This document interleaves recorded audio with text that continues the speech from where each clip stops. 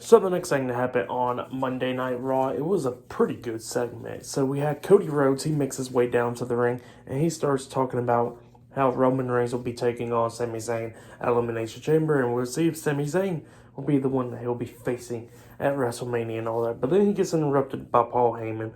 Paul Heyman comes on now, and pretty much they start cutting really good promos about each other and stuff. A really good one. Now, I would just say this much. You got to go check it out. Like, you really got to go check it out if you want to go see this, because it was really, really good.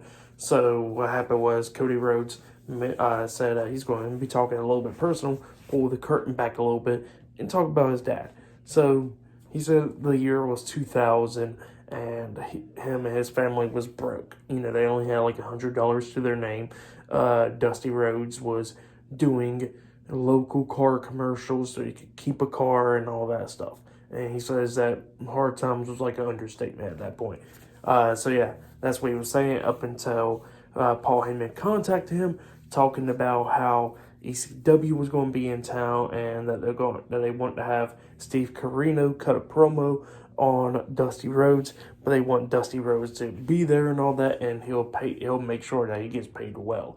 So yeah, that's what he said, and then he said that his dad went ahead and done it, and Paul Heyman kept his word, paying him well in advance and all that stuff. So yeah, that's what he was saying, and almost had Paul Heyman in tears and everything. It was just really good. And then Paul Heyman was like, well, if we're pulling the curtain back a little bit, might as well jerk that. So yeah, and then he starts talking a little bit personal, talking about it's not about me, it's not about your dad, it's about you, Cody Rhodes. And I want to tell you that, you know, that your dad, that down the street is the Performance Center, and that your dad didn't really, like, personally train you or anything.